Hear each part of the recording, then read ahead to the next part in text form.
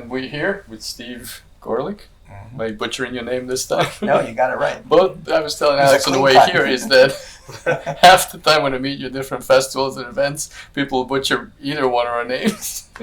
Right. In a very interesting way. You probably get garlic, right? I get gorilla or something like I that. I do get garlic, yes, and then Gorelick. Some people do pronounce it that way. You know, it's Russian. Pronounce it any way you like. You know? Yeah, I would get gorilla instead of gorilla. Hopefully not that one. Because they see the first few letters and it sounds close enough. Yeah. Mm-hmm. Although Ivchenko, like that's, Yeah. you know. So. No, they always there's adding letters to that one. Yeah. So we're here in New Jersey, in Newark, New Jersey, home of the New Jersey Film Commission, with the executive director Mm-hmm. of New Jersey Film Commission. And what good things are happening here? That's what we want to know.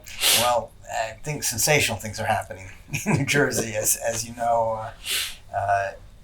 We've always had a fair amount of filmmaking here, but things kind of slowed down during the incentive era when other states, our surrounding states, had incentives, and we did not have any to offer once our initial incentive program, which ran from 2006 to 2016, expired. It actually expired in 2016, but the program ran out of money in 2012. So between 2012 and 2018, we didn't have any incentives to offer.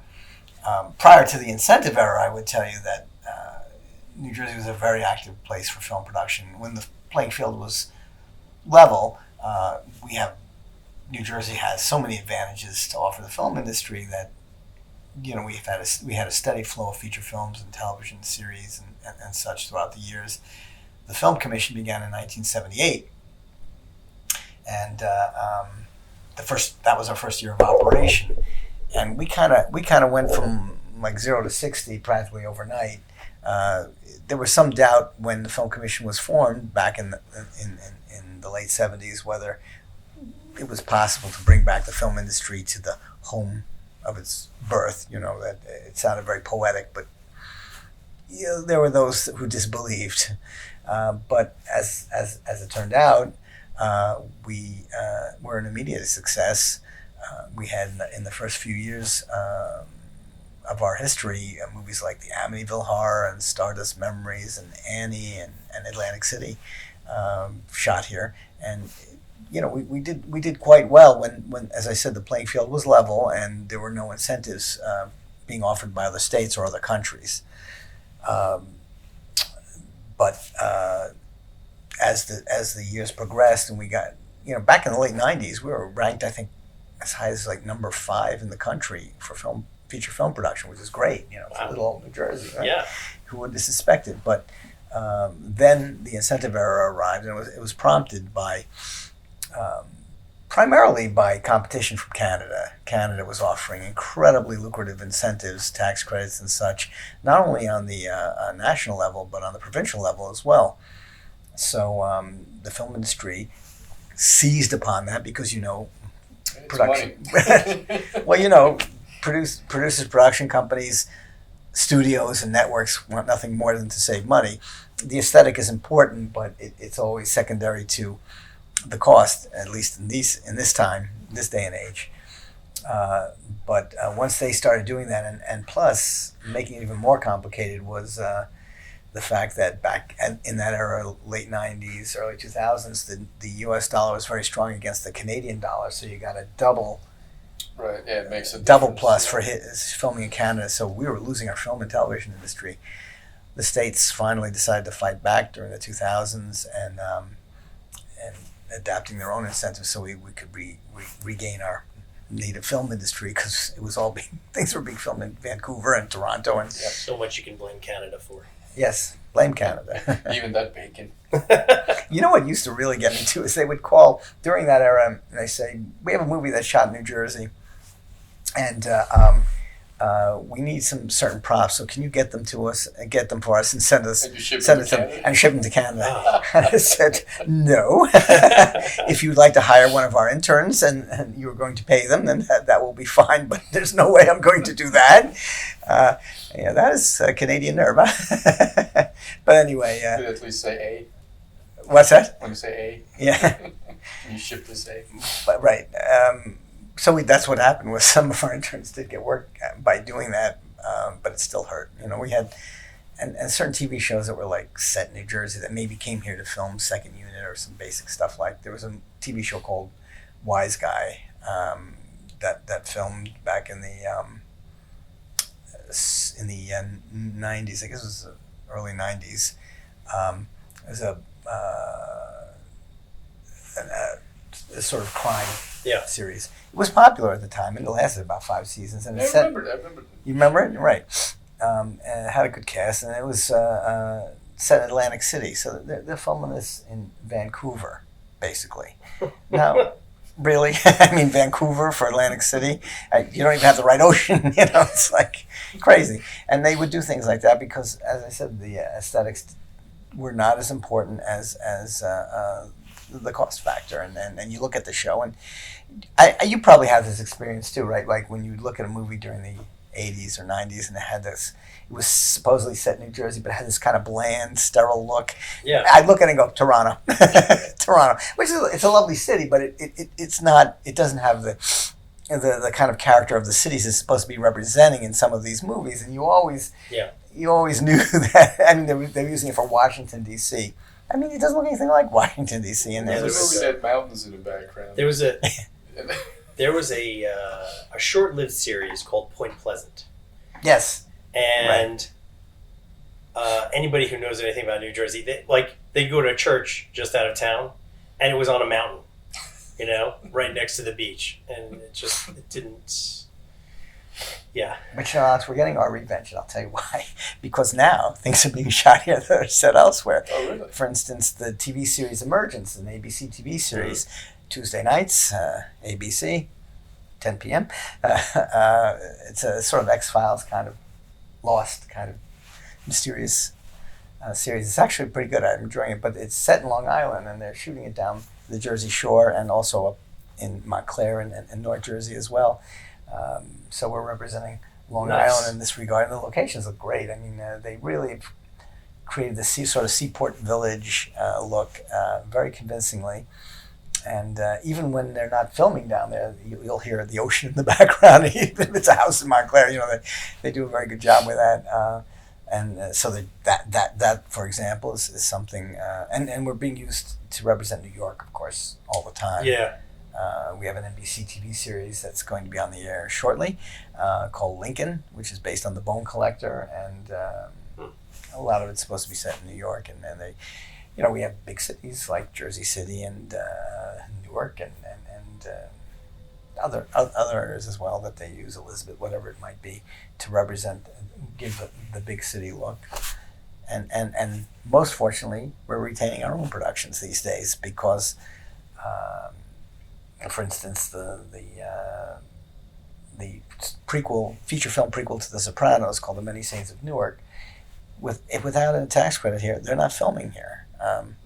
And so they did. And we had some big scenes filmed here in Newark. The city of Newark is, all the major cities, Paterson, Newark, Jersey City, have been particularly active and very, very cooperative. And we're really appreciative of that because no matter what the financial incentives are, if you're not getting cooperation, you can't film. And so that's a key component to all this. But the revival began, I'm giving you a long-winded answer here, the revival sort of began a big way in 2018 when Governor Murphy and the legislature restored the tax credit and made it much more robust. So we at present have a $75 million a year program. Who knows if that will that cap will increase? We don't know yet, but there's been some talk of it, and certainly there's been legislation introduced to extend the program for another 5 years, which would make it a 10-year program. That would be great, not only in terms of attracting production, but in terms of attracting studios. Because if you're going to build a studio here, you kind of want a sort of 10-year commitment. You want to know that the program will be here and that we'll have films to populate those studios. That's what Atlanta did really successful. Yes. So that would be a good model.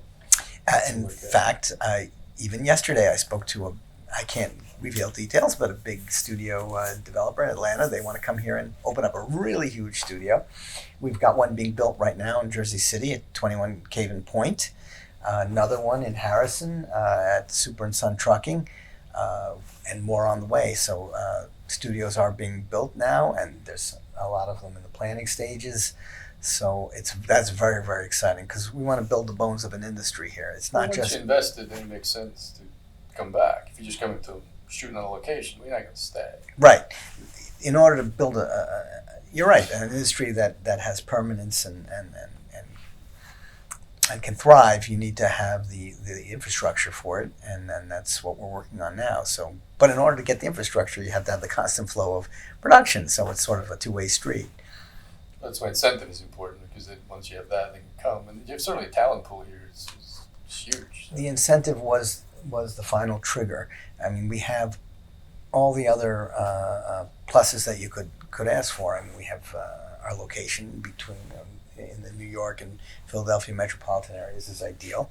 We have a talent pool that's almost second to none. I mean, California perhaps has a large talent pool, and I think certainly the New Jersey, New York area is second to that in the world. Because California took most of the people from New Jersey. That's true, but they're coming back. No, they're coming back home. Now there's so much TV going on between New Jersey and New York that you don't have to go to California to work in the film industry, and feature films too. Yeah. I mean, we've got them here. The industry is changing, and so much weight is now put on television productions that people stream or watch on the networks and such like that. Limited series. We do a lot of limited series now. We just did one for HBO, which is The Plot Against America, which is based on the Philip Roth book about it's an alternative history of America if Charles Lindbergh had been elected president and we became a fascist society. Looks really good. And we're doing more. I mean, we're doing a lot of limited. We're last week and the week before, Lacey's Story was filming here, the Stephen King novel. That's going to be shown on, I believe, Apple TV Plus is going to be running that. That's our second one for Apple TV Plus. They're sort of building up a library now of shows. They did one called. When it was filming, it was called Dream, but I think the final title is going to be Little America. It's an anthology series, very topical about immigrant families, and it's supposed to take place throughout the United States. So here, New Jersey is being used to represent the entire country, which is not unusual. It's happened before because we have such varied topography, right? Yeah. You have so much to choose from, too. You Right. have farmland, you have the beach, you have the mountains, you have the woods. And the cool suburbs, things is the cities. you go one to the other and you travel minutes or maybe a half an hour. You certainly don't, like in certain areas of the country, you travel for 150 miles. And the scenery may not change that much, It's all flat. It's not Yeah. Right. So what would be the most important thing the filmmakers shooting in New Jersey should know about the film commission? Like what kind of help do you provide? Well, we help in a number of different ways. Conventionally, we've always existed to help film companies in the scouting and securing of film locations and services while they're here.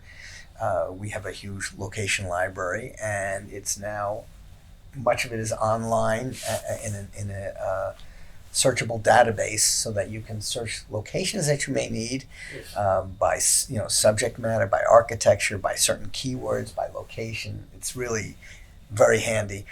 It's part of Real Scout is the software that we're using, and it's a very powerful software program, and very flexible. And those locations that are in that database also become part of a larger national database, so people can go who may not even have specifically thought of New Jersey will look at this larger database and be able to select locations. And our staff have been spending endless hours populating that database, thousands and thousands of photos, and more all the time. So is that database available to anyone? Just Yes. go online and just go to New Jersey Absolutely. Film Commission and look for database of locations. Yes, absolutely. You go online right now. It's now live, and it's improving all the time. We're doing a lot of things to improve the interface on our website to make it more user-friendly and more attractive and all those good things. But we're particularly proud of what's happening in regards to the location database. We think that will even create more interest in New Jersey, although really we're being inundated with productions now, so it's great, of all sorts. The large-scale features like Joker, and we just did a big Netflix show down in Atlantic City, Army of the Dead, those kinds of things, to independent projects or middle range projects. Right now, we're doing the Trial of the Chicago 7 with an all-star cast. Aaron Sorkin is writing and directing it. They're filming up in Patterson and other towns as well. And so we have those. We have low budget. We have $500,000 features shooting here. As local filmmakers, they can take advantage of our tax credit program too, which is important. And of course, TV series. We have quite a few TV series. I mentioned 2 already, and we have more on the way. So Masters of Doom is another TV series we've got going here. I think it's a limited series, and it's about the creators of the game show Doom. They envision that they're going to do other shows, I think, about the creators of other game shows, other games. Yeah, but this is about the creators of Doom and how this incredibly popular game came to be, and what their lives were like and such, and how they were educated, and their creative process, all that. That's filming right now. So we have a tremendous amount of production, and as I said, we have the locations, we have the talent pool, the where we're located in the metropolitan area, all these advantages, a great transportation system, and of course our job is to provide the cooperation that filmmakers need, and that's so we help them find locations, find the services they need. We have a production services directory, which is also it's online now, but it's sort of static pages. We're converting it to database, so it'll be more easily searchable. And if you have a business in New Jersey, you can register to be in there. And if you're looking for a business, you can search that directory, that database, to find what you're looking for. If you can't find what you're looking for, we can help. We have a separate guidebook for minority and women businesses. If you're because our tax credit program gives a 2% bonus if you meet certain standards in your cast and crew, and in hiring vendors and such. So that's a handy thing to have, and so we're cooking. Yeah, people should know that you help anyone regardless of the budget. So low budget films, independent films, big budget films, they'll get the same help finding locations. And the good thing for businesses that they can reach is a great idea, because if you can be a caterer or you can be a transportation business, you can register and kind of expand your business and help film productions as well. Some of the businesses, Boris, are film related. They're directly related to film. Others are hot air balloons. They have a film company may need that. You never know when you're going to need that. Yeah, it's possible. They need everything. We may need military advisors. Anything you can conjure up. Obviously portable toilets. Well, yeah. People don't realize what goes into making everything work, because it's a business. You have to eat, you have to go to the bathroom, you have to get there. Right. We have caterers, film caterers, as you say, and even when you have to think about the depth of which a film production company will come in and use the local resources. That caterer needs food. They're going to buy it locally, Sure. because if they want the tax credit, particularly, they're going to buy it locally. Everything they spend locally can apply towards the tax credit. So it's a real incentive to utilize local businesses. We're trying to bring more in. We have equipment houses right now. Ari Rental is in Secaucus. It's probably the biggest camera lighting and grip on the East Coast, and we're trying to bring in more companies such as that, more studios, of course prop houses and auto rental places, and whatever you could, Hotels. costume design. What's that? Hotels. Hotels. Well, hotels are doing very well Yeah. because they like us.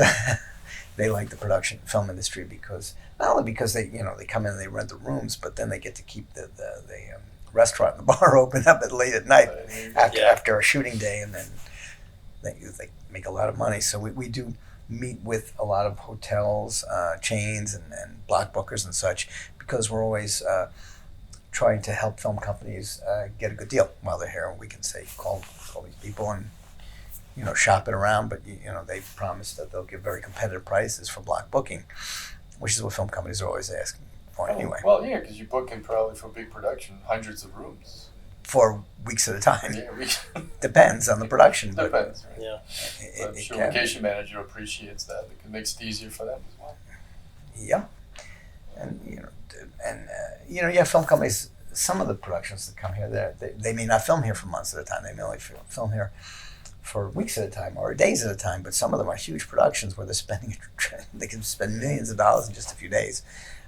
When Joker filmed here, they literally, turned part of Newark into their version of Gotham, and they changed all the storefronts and such. And they made it look like Times Square in the 70s. Thankfully, the city was understanding about that. It didn't represent Newark; it represented Gotham. And then they had the Joker running around, but every one of those store owners was paid to have their. Yeah, I saw it. I was like, "Is that Newark?" And it was pretty neat how they changed it. It was amazing. I mean, it just looked quite incredible. And then while they're here, they're hiring extras, they're hiring production assistants, and some of the crew members may, in fact, be from Newark, or many of them are from the New Jersey area, of course. The idea is to provide employment. That's the big thing. This is an employment incentive. We're trying to bring jobs into the state, and as it so happens, the union locals, the New York locals, which serve New Jersey, have their membership. Many of them is from New Jersey, so yeah, absolutely. Yeah. They are so thrilled about now being able to work at home, not having to go. It makes a difference going through that over the bridge or the tunnel, because you don't have to do that. Imagine you have to go to Brooklyn or to the studios over there, or Long Island City, and you have to cross two bridges and you have to pay tolls, and you're commuting 2 hours each way or something like that, 90 minutes each way at the very least. And I mean, really, we've had people come. I've gone on to sets where they come up and hug me and said, "My life has changed. Thank you." But you can thank the governor and the legislature for having the vision to see that this would be successful, that it was worthwhile, and it could be an economic boom for the state. And the financial return, the economic return, this is our first full year of the program, 2019. So we can't even tell you, because we haven't added it all up yet. But we're probably our revenue is probably going to jump like 3 times what it was in just the first full year of the program. Maybe more. So it's very exciting. It's time for New Jersey to become the next Bollywood. Well, hey, Thomas Edison Studio was the first one, right? I know. So why not bring it back? Did you say Hollywood or Bollywood? Bollywood. Because you know that we do have Bollywood here. They do a lot of the Indian film industries here in no small amount, and they do a lot of movies and TV shows here. And the governor just went to India and signed an agreement with the Producers Guild to provide cooperation. And of course, we've always done that, but he sort of almost formalized it, and we've talked to producers there. There's talk of building a big new studio for Bollywood productions somewhere in Central Jersey. Wow! A lot of it takes place in the areas where the Indian population is largest, and particularly in Edison and that general area. Yeah. The town I grew up in. Who knew it would be the center of Bollywood in New Jersey? Yeah, that's great. I didn't even know about that one, but it makes sense. You have so many immigrants from India as well. We have a TV show being filmed now called Metro Park. It's the second year of the TV series. Apparently it's been popular. And films in Woodbridge and Edison and Metro Park. So now, how do you find locations? Does somebody go out and just look for them at random or specific? Different ways. It's a Mm-hmm. good question. Let me first mention our online database, photo database that we've now just gone live, I think, in the last week or so. You can submit photos to be added to that database as a property owner or someone in a town or whatever, and we have to review them, and then we can put them, upload them to the site, and so the average Joe or Jane will call us, and they may say, I have this wonderful farm, or I have this old schoolhouse, or I have this, whatever it might be, and we'll, for instance, I'm going to look at a mansion, I think somewhere in Morris County, I believe. In fact, I have to get back to them. Glad I reminded myself that may be available for filming. And it could be myself, it could be David Schoner, our associate director, or Joe Mara, or our new Chris Del Vecchio, who's our new employee, who's going to be going out photographing. We'll go out looking for things. We'll go out specifically to shoot a particular town. We'll say, we really need to shoot this town of Salem. We don't have pictures of it, or Passaic, or whatever it might be. And we'll just send a staff member down for a day, and they'll shoot the town end to end as much as they can. And it's important to realize also, it's not just the extraordinary locations we're looking for. We're looking for very ordinary locations. The split-level houses, the pre-war high school, all those things. It's a mistake to think if you don't have something extremely unusual, it won't be of interest, because that's not the case at all. Extremely ordinary way of work as well, right? Absolutely, the park and the church and the general store, all those things. So we may go out to shoot a particular area, or we may get invited. We'll be going down to there's a town in South Jersey, Wrightstown, that we're going to be visiting shortly at the invitation of the mayor, and we're happy to do that. And then we'll go through the town and we'll photograph it. We may call our liaisons. We have liaisons in towns throughout and counties throughout the state, and say, we're looking for such and such and so, can you help us? Oh, we'll do research on the internet too. We have lists of every kind of location you can imagine with contacts and such. If you ask us, say, we're looking for a general store, we not only can send you photos, but we have a list of 10, 15 general stores with the contact names and numbers and such. So, because we have a lot of location people, especially location managers, will call you, and they're about to go out that day. Especially if it's like something like a commercial. We do hundreds of commercials a year. It's not just features and TV shows. And they'll say, we need a running track, indoor running track, or whatever it might be. We'll have lists, and we can send them. We'll send them photos immediately and send the lists and get them on their way, so they can, because they may only be scouting it hired for several days to do that. Feature films, of course, generally speaking, we're much further in advance. Not always. Well, You would hope. the real challenge is TV shows, because you're talking about series that may Yeah. be doing up to 22, 23 episodes a season. And it is a challenge, because they're shooting one show while they're scouting another one, and they're doing post-production on a third, and some days, literally, you have 3 days notice.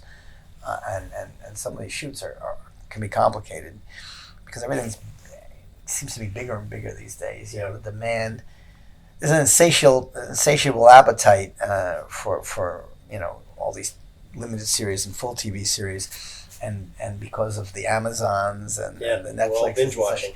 We're binge watching, and they're up. And HBO, they're raising the stakes in terms of the production values and such. So even the studios feel the need. Even the networks feel the need to do that. So it's a challenge, but anyway. So there are different ways in which we have. We may see something all the time. I see something in the newspaper. All of us. I'll see something in the local patch, and I send it to everybody here and say, let's get it in our files, because it's an extraordinary location, particularly mansions that are for sale. There's some really extraordinary ones. Like there's one in South Jersey that just went on the market that Al Capone owned, and hey, it's a beautiful mansion, and we didn't know about it. It had pictures and everything like that. Let's put it in our file. You never know when somebody might be interested, and hopefully the owners, whoever they may be at the time, will be interested in entertaining the idea. Yeah. If you're a homeowner, you want to submit your home or your business, absolutely you can do it. I would say that you've got to have the right frame of mind, because you're inviting a crew of 100, 150 people, intimate people, just to come over and live in your house for a few days. And so you just got to be okay with that. If you have precious, invaluable antiques that can't be replaced, remove them. Because things can happen when a film crew is in town. Well, that's one good thing that probably you have a warning on the website that people understand what it takes when 300 people come to your house. Yeah. And they're carrying heavy equipment and God knows what else. You're probably better off being in a hotel and not seeing what's going on than witnessing what's going on. Well, there's a warning on the website, but there's a warning when we speak to them. Yeah. If we speak to a homeowner and say, okay, this is what will happen, and some property owners and homeowners and business owners are absolutely fine with it. Some of them make a sort of living out of it. 744 Broad in Newark, which we could walk to in about 3 minutes, they told us they make more money renting it's a gorgeous Art Deco building, and you've seen it in many different projects. You're going to see in West Side Story where it portrays Gimbals in New York. Oh.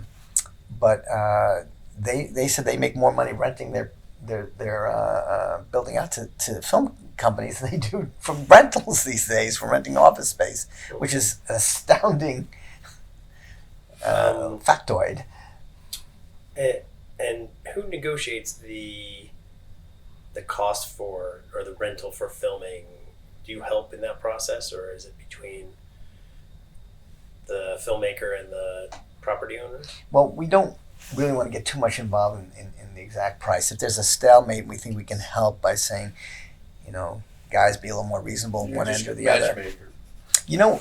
I've always said in these types of negotiations, when you've hit the sweet spot, when the property owner thinks they're not getting enough and the film company thinks they're paying too much. That's the number right there. But sometimes the film companies make the property owners very, very happy. The different kinds of productions have the ability to pay different amounts. There's certain types of locations where, for instance, if you want to film on New Jersey Transit property, understand New Jersey Transit is being very cooperative these days. We're really appreciative of that. But if you're going to use a union train and a union crew and a union station, this is a you need to understand that it's going to cost money. This is not an inexpensive option. If you are very low budget and you don't have that kind of the money to do something like that, well, then we look at alternatives like a private railroad or something of that nature. But a public transportation system, fully unionized and very busy, of course, costs money, and you have to just be accepting of that. You have to go green screen. Right, you can. There's plenty of people doing that, and I keep saying they're building all these studios. I say, while you're doing it, have an outdoor component for an outdoor green screen space, because I think we're getting more and more people are going to be asking for that. Well, it's an option, but it's probably not the best option, depending on what, it still doesn't look exactly the same. But location manager is almost like a half real estate, half lawyer, half filmmaker, and you have to negotiate all those things. Yeah. Location managing is tough. I mean, and imagine what we go through, because we have 30 productions at once. Each one of them has unbelievable amount of locations. Usually speaking, I mean, a TV series. You imagine how many locations they use over the course of a season. Some they repeat. If you use a location and you repeat it often enough, then probably you're wanting to build it in a studio, the interior, which is what film companies tend to do. Right now. Well, yeah, and it's just easier to schedule. The Izod Center, formerly the Continental Airlines Arena, formerly the Brendan Byrne Arena, formerly the Meadowlands Arena, is now a studio. It's being used by NBC Universal. They're doing the TV series Lincoln there. And they've taken the floor of the arena, which was a basketball court / hockey rink, and in the very same place where Jason Kidd used to dish out basketballs, and Martin Brodeur used to stop hockey pucks. They have built all these sets, and they've rigged it from the ceiling. It was quite a rigging job because you know how high an arena is, and it's very clever the way NBC has adapted it to studio use. All the luxury suites, that you would see now have become executive offices. They look right down on the sets. It's really cool. So the suits are watching the people working. Right. That's right. Maybe it makes the director a little nervous, so they're right up there looking at me. They're always watching me. I don't know what's It's one going of on. those things you see in a movie and you're like, that's ridiculous. They'd never use that kind of space. But also, very ingeniously, they utilize the scoreboard instead of showing the score. It now says scene 23, take 5. Oh, wow. Whatever. That's pretty cool. And then you typically. If you're on a film set, you hear the walkie-talkies rolling. Now they use the hockey buzzer. It's like this is the scene starting, right? Funny.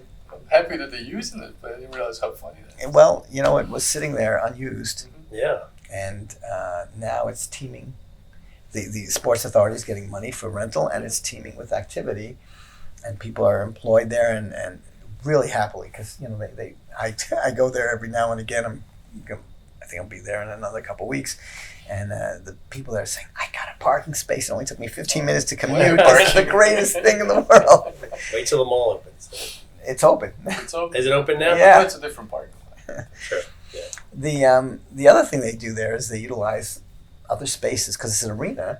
They utilize practical spaces as locations, like conference rooms and offices and hallways and tunnels and locker rooms. Right? They utilize all those spaces as practical locations. They may dress them a little bit, and then the roads around the area, they sometimes use those because they're very controllable.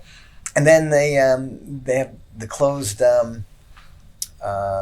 racetrack grandstand building, that huge building where where the Pegasus used to be and all that. That's closed, so they utilize that as it could be a bus station or a train station or an airport or whatever, or they have escalators there and all kinds of things, so Yeah, I totally can see that as a terminal for a bus or airport. yeah, it works that way. Absolutely, it's been used that way. So all of that is being used.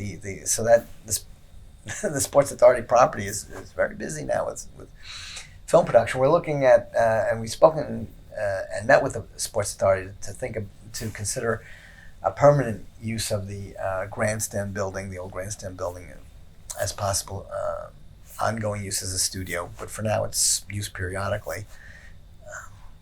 But the idea that the Izod Center went from being almost completely in disuse to being what it is now, just amazing, and to see what they've done there. Because we're talking about tearing it down, right? Yeah.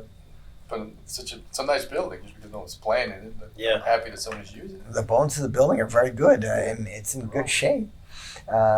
We don't know what the absolute future will be, if that will be continued to be used as a studio, or whether it'll become part of American Dream, or whether it'll be. I don't know the answer to that.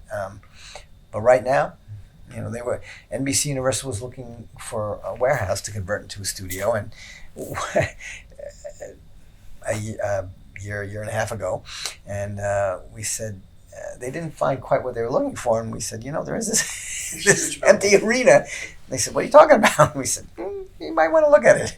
And they brought all their executives over and their production team, and they said, yeah, we could make this work. I think And put they like have- a 4 or 5 story building in there and film that technically. The space is Oh, huge. yeah. Yeah. That's important. What you mentioned is very important, because when you're looking for spaces, at least for feature films and even for TV sometimes, you're talking about warehouses that, 20, 30, 40, 50,000 square feet, Yeah. 40, 50, 60 feet high, which are not that easy to find. I mean, clear span, Yeah. or fairly clear span, not that easy to find.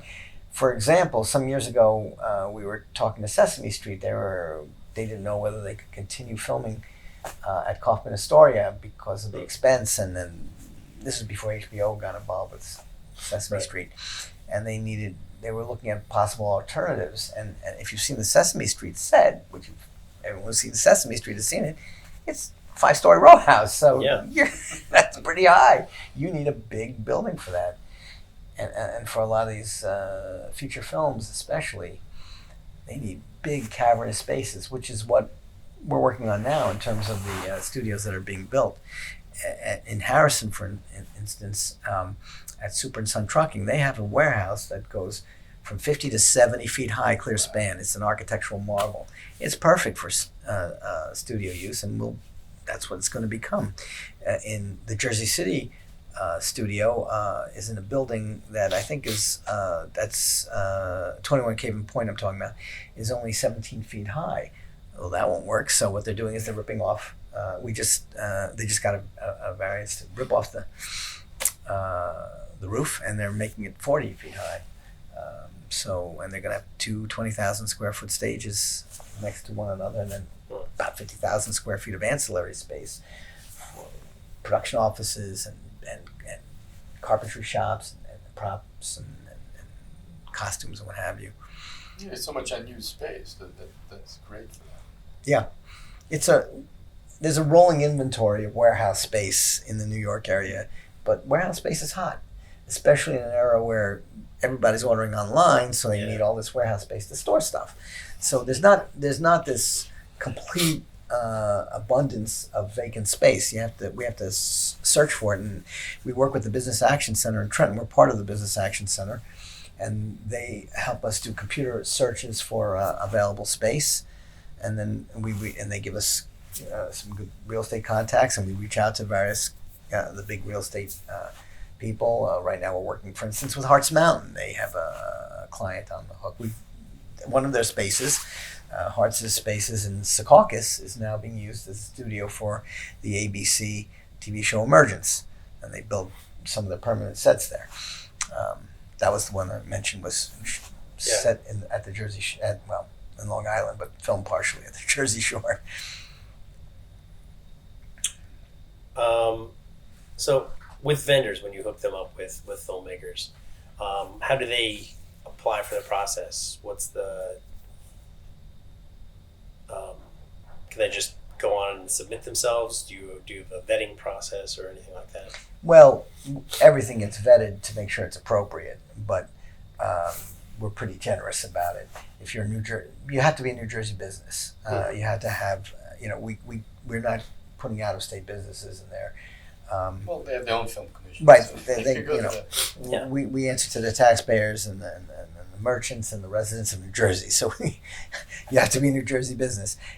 If you go online to our website, www.film.nj.gov, and you click on Production Services Directory, you'll see the directory there. It's going to change. It's at present it's static pages, but that will be changing very, very shortly. It's in process already, so it'll be a more easily searchable database, and you can find what you need there by category or by name, but also you can apply. There's a link to apply to be in the Production Services Directory. I think there's a modest fee of $15, and you're in. So nobody can complain about that. It's just an administrative fee, and you're good to go. And you can choose. You can be listed under 4 different categories, up to 4 different categories. So you could be like a production company, and you also do post-production services, and you also do casting, for instance. Just throwing that out.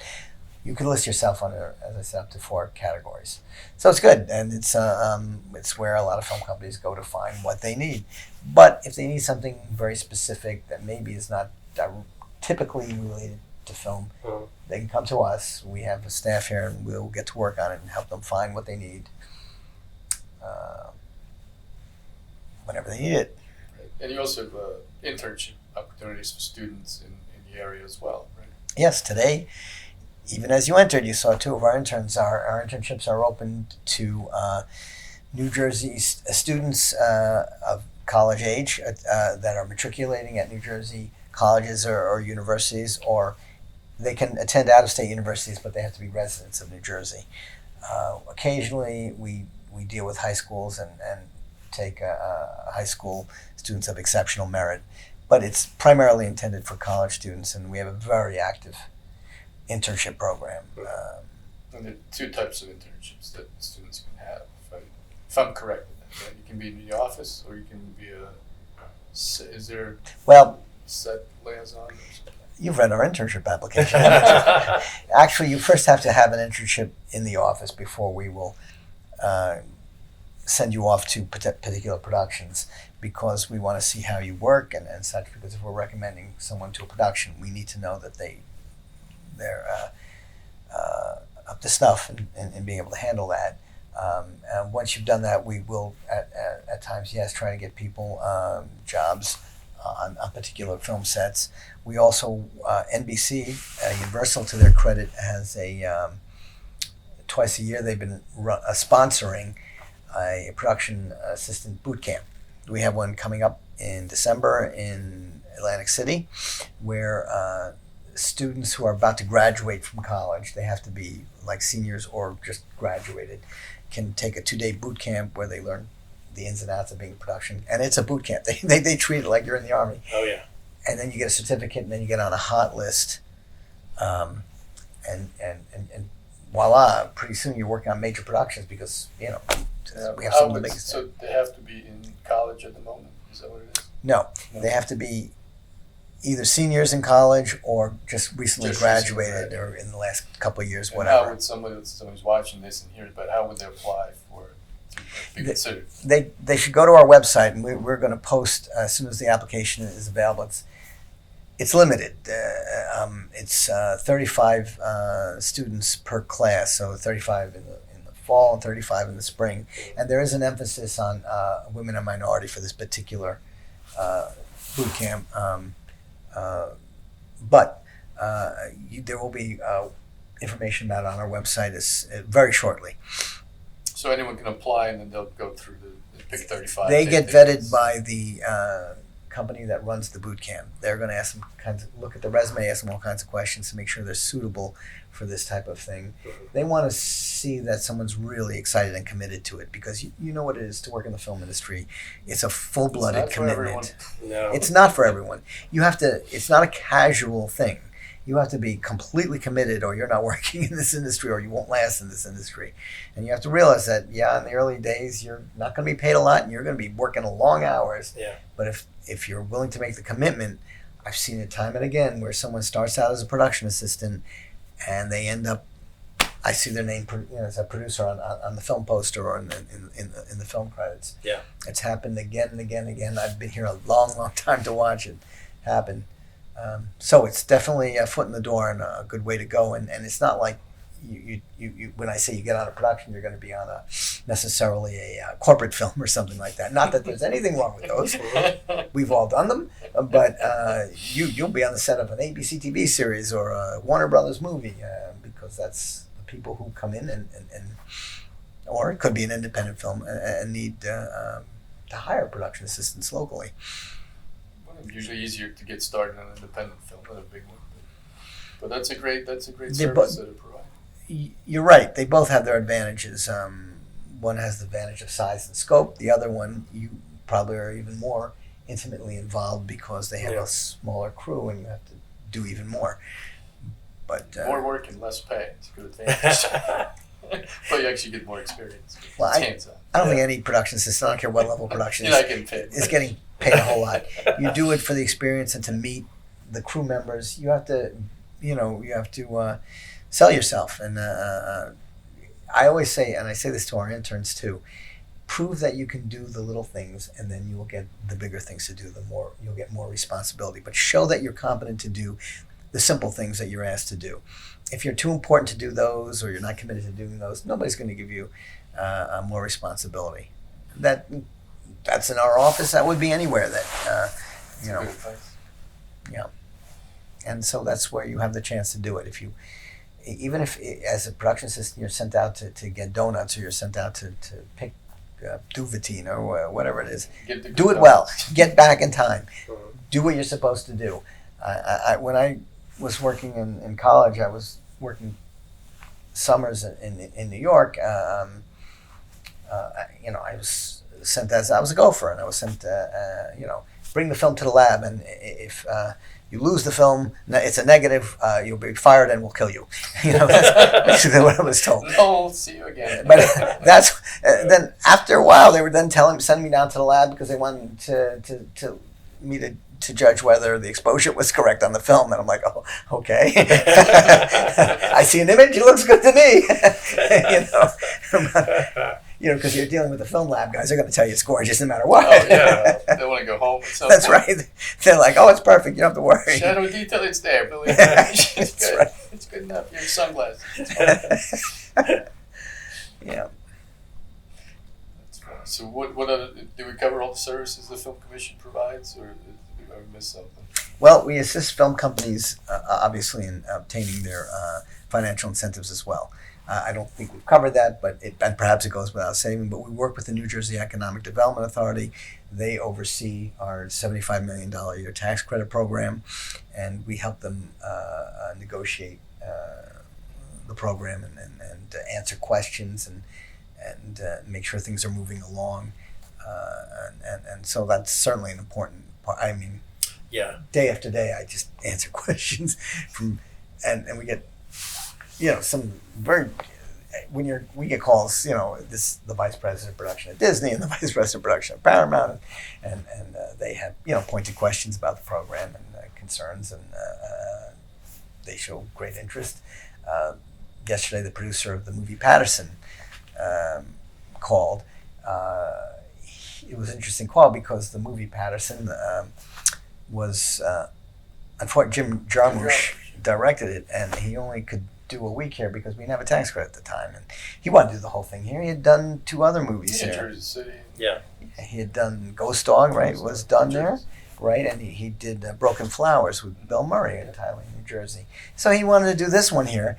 We wanted him back, but the money people told him, no, we'll let you do a week, and you can't do a movie called Patterson and not film at Patterson at all. Yeah. Although in this industry, I've seen it done. That green screen again. Right. Well, they just used another city to represent it. They've done a movie that was set in Trenton that they did in Pittsburgh. Okay. Whatever. So, and he's interested in coming back now and doing, he has another production. So, he's was asking questions about the tax credit program, and very excited about the possibility that now he says it was a shame that we couldn't film fully there before, but now we intend to. So, that's a lot of what we do, but we maintain, as I say, databases of photos and locations and such, and production services, and we continually populate that.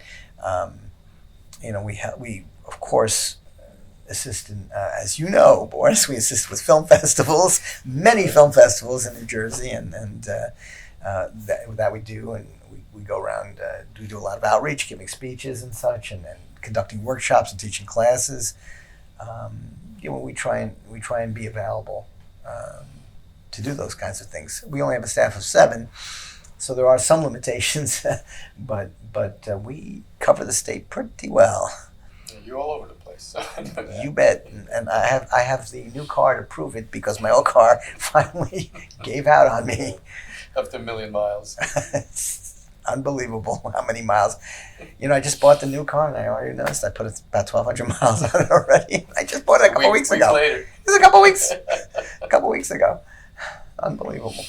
And you a filmmaker yourself, then?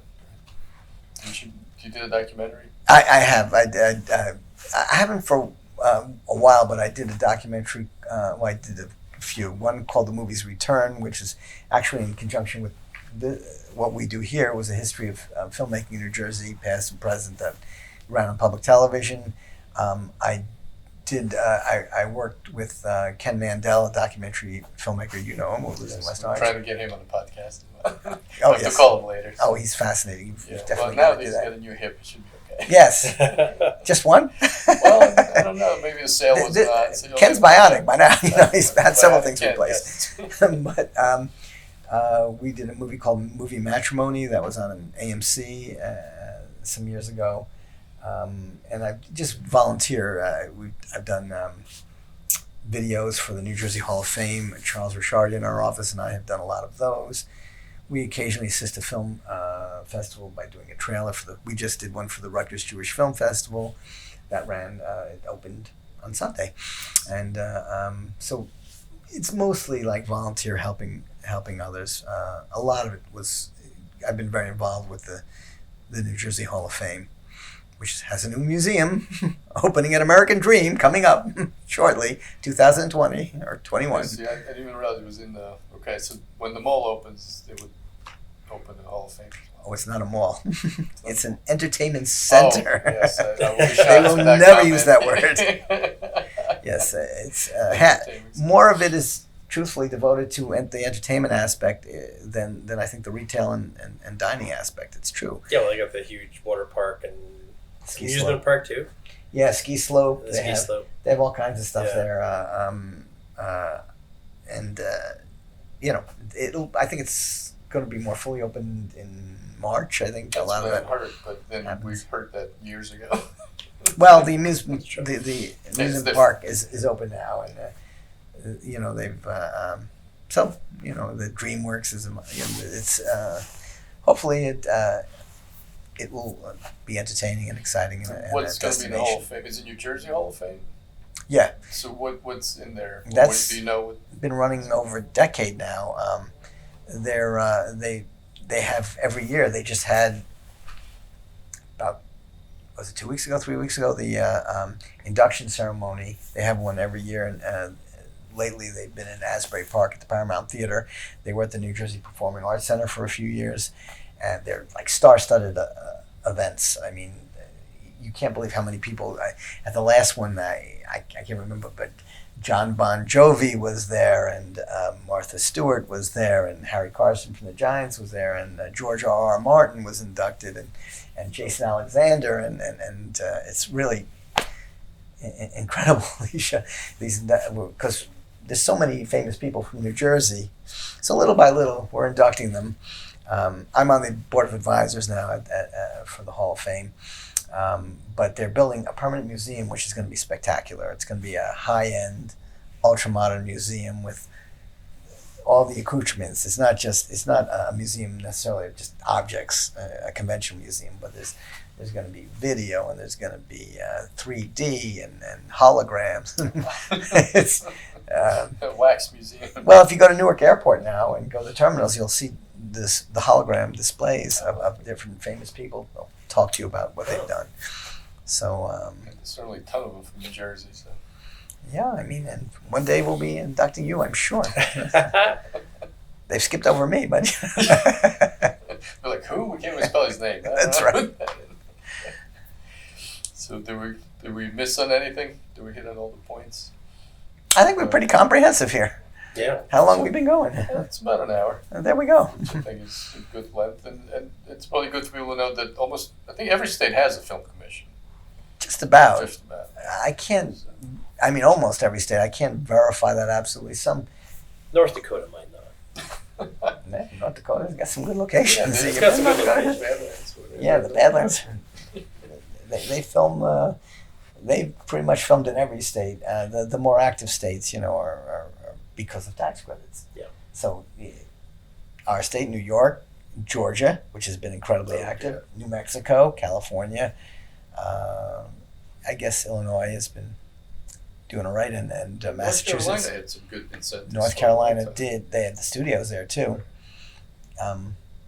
But if you want to be in the game, you've got to have a robust incentive program. That's You have to be what they're looking competitive for. because there's so much the local economy can grow from that. I mean, you bring in hundreds and hundreds of people.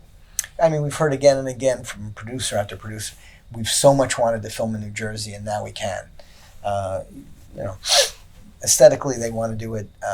It's for practical purposes, for convenience. Yeah, sometimes a movie is. We'll get a movie shot here because the actor or actress lives in the area and doesn't want to.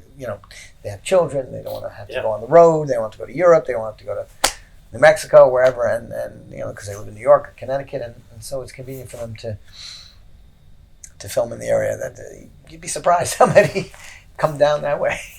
We've talked in Alpine, all those towns have Yeah. show business. A lot of people. Yeah, I mean, So it makes sense to be welcoming and inviting and offer incentives. So, but thank you very much for talking. My pleasure. With the Film Commission, and hopefully this helps somebody connect with if they didn't know about it. I mean, even most people know. Thank you for dropping by, meeting everybody, seeing our beautiful offices In lovely Newark, New Jersey. in Newark, New Jersey. Well, No, thank we you. love Newark, New Jersey.